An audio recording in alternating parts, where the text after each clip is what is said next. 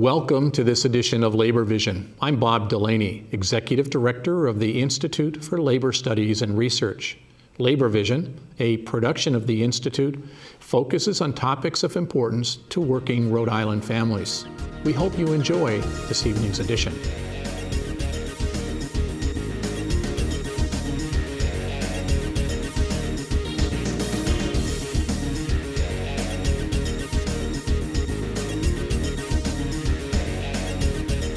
Welcome to this edition of Labor Vision. I'm Bob Delaney. We're very fortunate to have a strong relationship with Beacon Mutual Insurance, and over the last couple of weeks we've been working with them to identify some real issues around health and safety, and this particular show is focusing on heat-related illnesses. Now, everybody can relate to that at this point because of the number of consistent days that we've had with high humidity and high heat. And for those of us that work on the inside, it's this kind of day we're saying, thank goodness I don't work outside in construction. It's really important for us to understand issues around heat-related illnesses and the impact that it can have on workers who are outside each and every day. With our guests from Beacon Mutual, Mike Whittaker and Dave Cookson, we're back again to talk about that issue. And I think it's really important for us to say that although we all want this nice warm weather during the summer, it can result in some real concerns about heat exposure. Why should we both know why we should be concerned, but I get the impression that like more than 40% of the heat-related illnesses fall within the construction industry. That's a reason for concern. Yes. Why should I be concerned? Because heat-related illnesses can be fatal. And every year there's dozens of workers that die as a result of working in the extreme heat and humidity. 40% of those, as you mentioned, are just in the construction industry. That's a high percentage. So in 2015, there were 37 deaths as a result of heat-related illnesses. There were more than 3,000 other illnesses, non-fatal illnesses, as a result of working in high temperatures.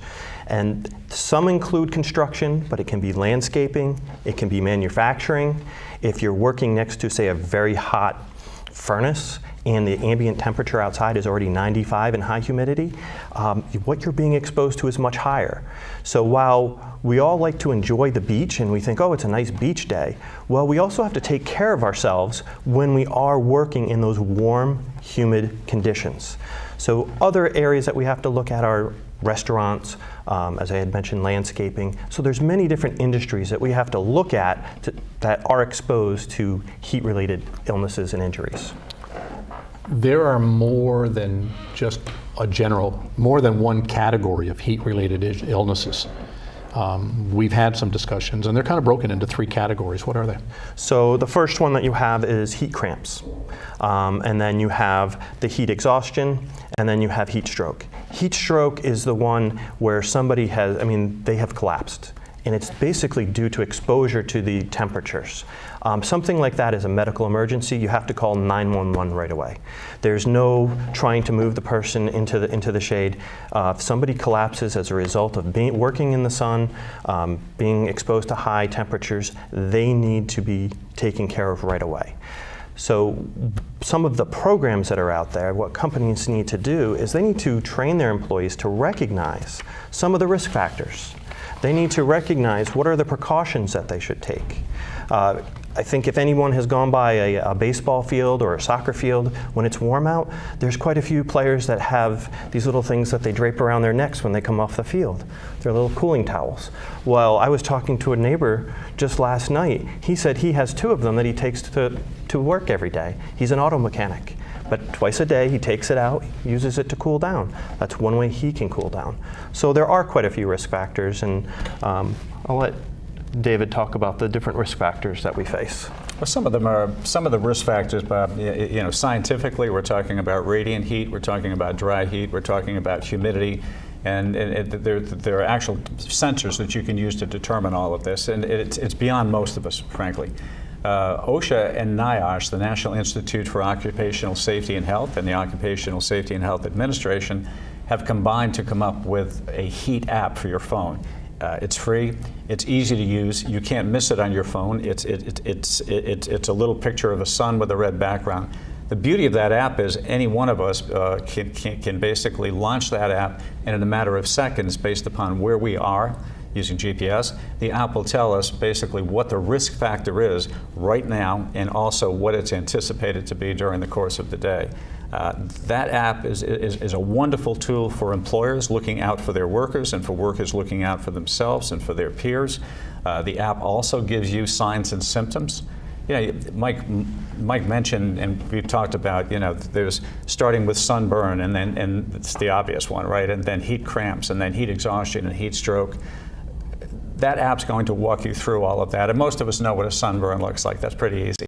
But when we start getting into what's the difference, a heat cramp is really an indicator that you're dehydrated. Once we get beyond the obvious of sunburn, what we're looking at are heat cramps. And all of this is a result of dehydration. It's a result of overexposure, overexertion. Once we get into heat exhaustion and heat stroke, we've gone beyond the sunburn, we've gone beyond heat cramps, we've gotten to the point of a true medical emergency. So if we can emphasize anything today is you don't necessarily have to be an expert in understanding the signs and symptoms.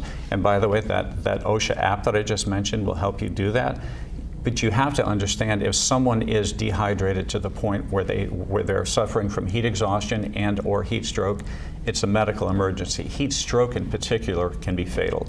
So the fact that someone is sweating, as you had described earlier, someone's sweating to the point where they just can't stop sweating, they're feeling nauseous, they're feeling lightheaded, they're feeling dizzy, that's really the most common one. And most of us understand we would need to take that person and move them to a cool area and take active cooling measures. But it's also a medical emergency. We need to call 911. We can't just rely upon those measures we're going to take to have the intended effect. You want to rehydrate the person and so forth, but dial 911. With heat stroke, basically what's happened is your body has stopped producing perspiration. And the person suddenly, instead of being pale, clammy, sweaty, their skin basically turns a pinkish color, a reddish color. It's dry, it's warm to the touch. That's beyond a medical emergency. The fatality rate for heat stroke is anywhere from 20 to 40%. So the fact of the matter is, again, dial 911. You needn't be so concerned about understanding what the individual signs and symptoms are. Just know that you need help, you need to call for assistance and take active cooling measures. Move the person to a cool area, start cooling them. Some of the things you may have to do, you may have to remove some of their clothing. You may have to sponge them down with cool towels. You can put them in front of a fan. Try to rehydrate them. Anything that you can do at that point is going to provide. And that's just an interim because you've made a phone call by that time. Absolutely, absolutely. Why are some people more susceptible than others? Because beyond just the construction industry, and we were talking earlier about how some people on a construction site on a very hot day are working outside for an extended period of time when they really shouldn't be, but it's about getting the job done. Well, the funny thing about heat injuries is once you've had one, you're more susceptible to it. So we all think of acclimating ourselves. We vacation in Florida perhaps during the winter, and everyone worries, it's going to take me a while to get used to the heat. So we all know about acclimation, that as we introduce ourselves to warm climates and hopefully the warm weather doesn't just come upon us overnight, we can sort of get used to it and get used to working in it. Once you've suffered a heat injury, you're always more susceptible. It never goes away. So that's something we have to be aware of as well. The other factors, I can let Mike address those if you would. Those are wide-ranging. So it could be that the person's age, it could be their physical condition, that physically they're not able to work in a warm environment. It may be the lack of air movement. If you're working in an area and there's no air movement, if it's stagnant and there's high humidity and high temperature, your body everything feels wet. You're not able to cool down. So internally, everything is going to heat up. There's multiple risk factors that people will face. If someone is wearing personal protective equipment, they're on a job site and say that they're also wearing a respirator. They're wearing a Tyvek suit. What's the ambient temperature? And then you're putting a suit on top of that plus some type of a respirator. Your body's working that much harder. So there's Ironically, the same personal protective equipment that's protecting you on the one hand can also make you more susceptible. So we're not advocating that you not use the personal protective equipment, you just have to be aware that it's going to make you more susceptible. Well, it is a dichotomy. I often is. think of, police officers who are carrying 45 pounds worth of stuff on their belt and a bulletproof vest underneath that shirt, and it's 95 degrees out, and they're on the street. Exactly. So what employers, though, should be paying attention to is looking at the employee saying, is there something we need to do different? Maybe we start the workday earlier. And some organizations will do that. They will start the shift earlier. They may start at 5 o'clock instead of waiting until 9 o'clock, so that people aren't working through the heat of the day. The one other saying is water, rest, and shade. So make sure people have plenty of water. Employees need plenty of water to drink. They may have to take more frequent rest breaks so that they can get that water, and then provide them with shade periodically. And utilizing those types of preventative measures, if employers can train their employees to be aware of risk factors, what may be existing with the employees and what to do, they can prevent these heat-related illnesses and injuries. And interestingly, there's no OSHA standard on heat. And you would think after all these years somehow that would be the case. It's actually not the case. There is no standard. There's no OSHA offers guidance. They offer the app. They tell you how to prevent it from happening and how to treat it and so forth. But there is no standard. So if an employer is looking to OSHA or looking for a reason to do it from a compliance standpoint, it's actually covered under the General Duty Clause, which basically says all employers must provide workplaces free from recognized hazards. So there's not a standard, but there's still a mandate to protect workers. In an environment, say a construction environment or somewhere else, are there any regulations around something as simple as making sure there's water available to the employees on a construction site? Again, General Duty Clause will say yes. So everything's covered under that General Duty Clause. It would be a best practice, but you're not going to find an OSHA standard saying you have to have that. And I think it's important for both the employer and the employee to recognize the difference between that General Duty Clause. Not that we all have to be educated to that point, but there's almost a common sense factor here. And it's the responsibility of the employer to make sure that that common sense factor is in place. At a time when it's difficult to get really good employees because of the unemployment rate or the employment rate, however you look at it, it's important that the employer take a responsibility and say, good employees are hard to get, and provide them with the health and safety benefits that will ensure that they stay with you for a long time. Absolutely. Take care of them. And even when we drive down the street and we see highway workers who are in the middle of a construction site in this warm weather building a bridge, and with all the highway construction going on, it's important that employees watch each other, that it's not just the employer that's always going to see them. Any closing remarks on this particular segment on heat? Just on a day like today where it's hot but it's not so humid, it reminds you of if you're in the desert for the first time, you have to be reminded to drink because you're not perspiring. So there are just as many heat illnesses and injuries on days when you're not sweating profusely as there are on days when it's hot and humid, and you recognize on those days, I'm losing a lot of fluid, I need to rehydrate. On those other days, you're still sweating, it's just evaporating so quickly that people don't often notice it and they don't often hydrate as well. So if the temperature is hot, you need to hydrate.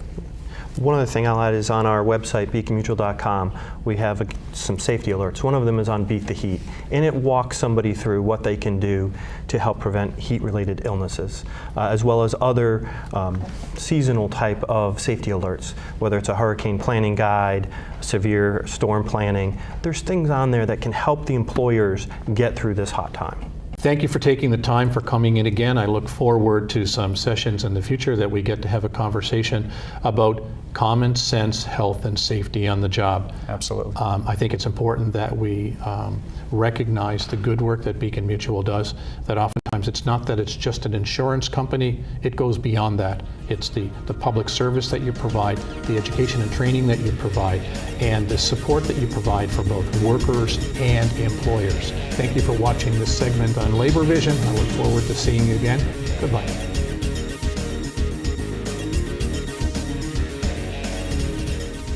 Good evening and welcome to this edition of Labor Vision. My name is Jim Riley. I'll be your host tonight. Once again, we've got Dr. Okurowski. Good to be back. All right, great to have you. The last show we did was terrific. This is another issue that's very important to lots of people, especially here in New England. And what we're going to be talking about is Lyme disease. So it's we're right in the middle of our big tick season for the year. So give us a little primer on what we need to know and what we need to do about this very infectious disease. It's a timely topic. There is at least some preliminary evidence that we had a sort of a, wet late winter, early spring, and there's lots of people reporting high incidence of tick exposure. And How does that sort of wet, soft weather, how does that? what we believe is that's sort of the environment. Sometimes a warm late winter wet is conducive to a high tick population. But what we're at least seeing is lots of people reporting exposures.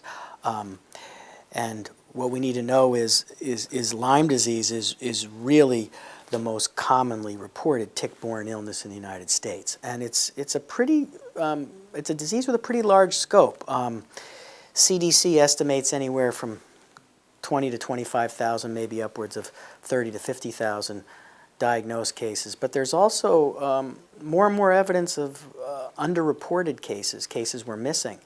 And recent evidence suggests that the numbers may be much higher. And that means, all of us, both in the public and also the medical community, need to be focusing more attention to this disorder. Everybody knows somebody Yeah. who's had Lyme disease. Yeah, absolutely. And the goal here is not to create panic. It's more educated vigilance. And, we all like to encourage outdoor activity, whether that's, our kids or spending time in the woods, walking, or, outdoor activities like, golf and hiking. So we all have potential exposure. It's also not uncommon even found in urban and semi-urban environments, in brush, in parks. So it's not something that's no longer confined to just rural areas. It's clearly higher incidences in rural areas, but we all need to be aware that when we're outside and in the brush or in the grass, we need to be careful. And also should be mentioned that some of the first cases come clearly from New England. Lyme, Connecticut is the reason why it's called Lyme disease. But some of the highest prevalences are also in our islands. Plum Island, Martha's Vineyard, Nantucket. Clearly see some high rates, and we have a lot of folks that spend some vacation time there, so those folks need to be aware of those issues too. I wonder why the islands are more prevalent than Yeah, there's lots of conspiracy theories on that one, but I sort of stick to some of the science. But there's lots of people with theories. We don't really know exactly what exactly where Lyme disease clearly came from, but everybody has their ideas. Well, I grew up in Connecticut. And in Connecticut, they believe that the Animal Research Center out on Plum Island let something out of a cage, and it wound up getting into Lyme, and then it started Lyme disease. I hear that's these. the local folklore. Right, I hear these. I don't necessarily think there's a lot of science to support that, but it's certainly an interesting story. But we clearly have seen an explosion of incidents, over the last 20 to 30 years, and it's spreading across the United States, and it's clearly in New England and Southwest is now seeing some cases. It's clearly being found in the Southeast.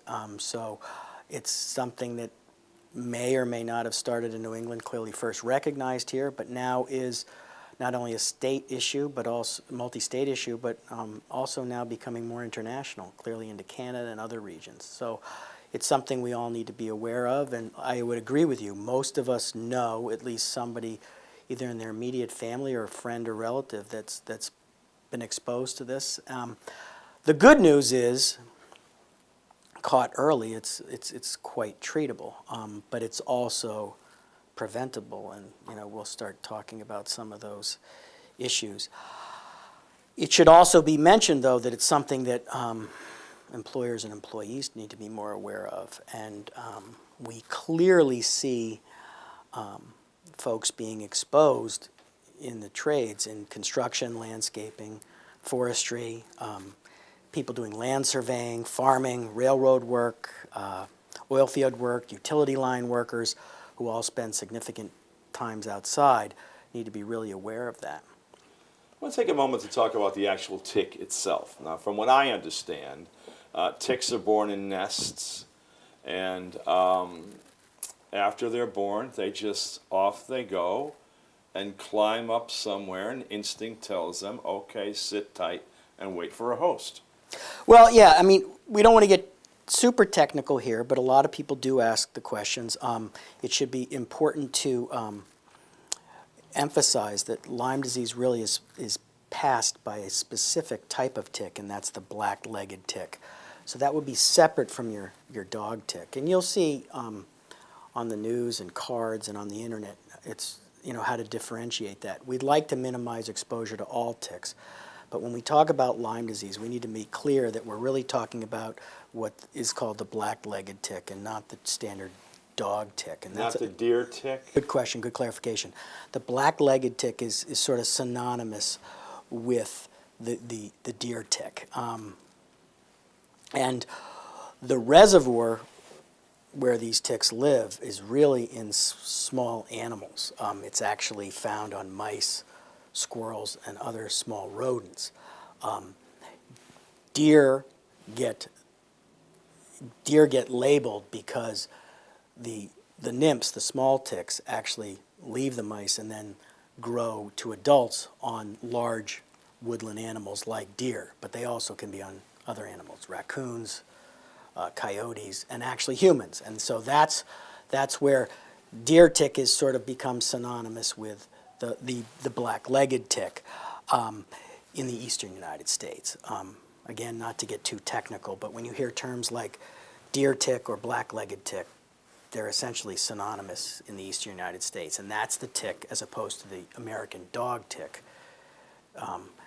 It's the black-legged or deer tick that causes or carries Lyme disease, and it's really the nymph that we're most concerned about. But again, the initial host is small animals like rodents, mice, and then these ticks grow and feed on larger animals, humans potentially being one source, or the deer.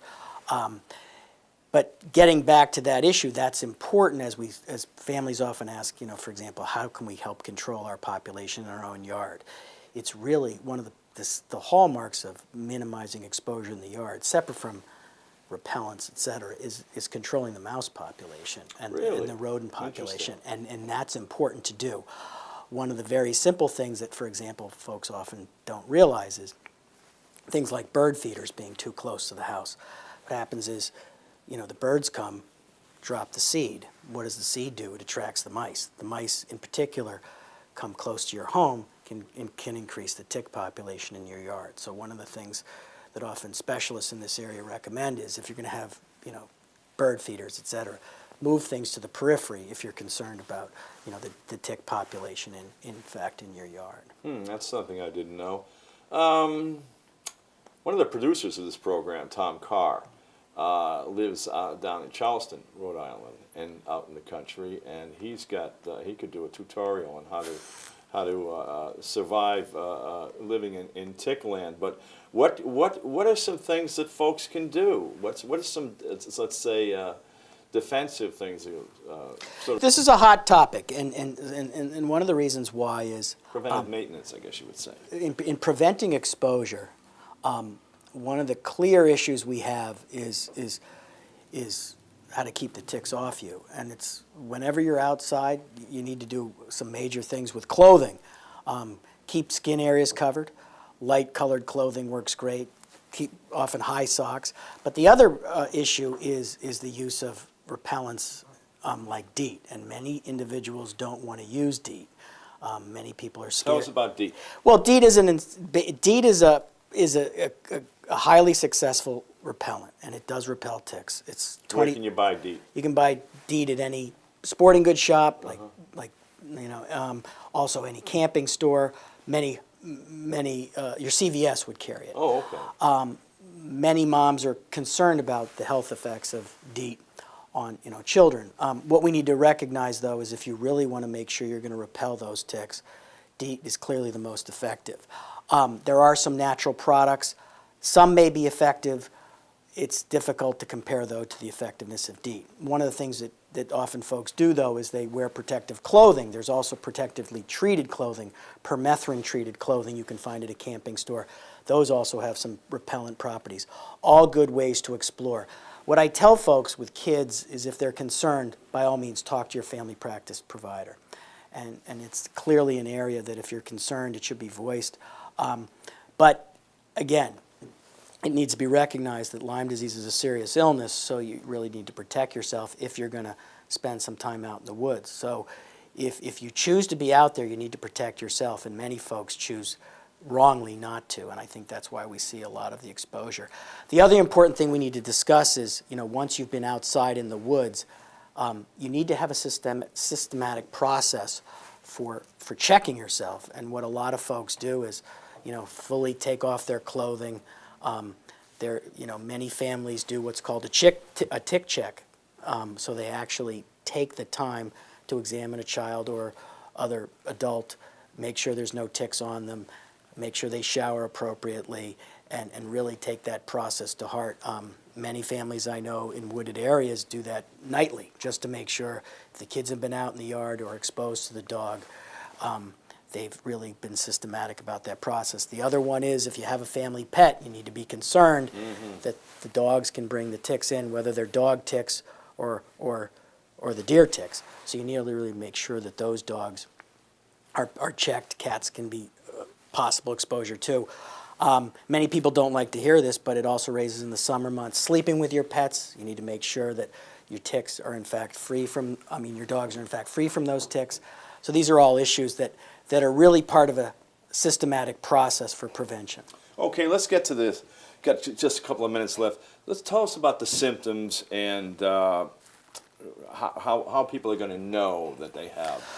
The classic thing we've all heard of is the bullseye lesion. Right. Now, that's not 100% a guarantee that if you do or do not have a bullseye lesion, you're not exposed.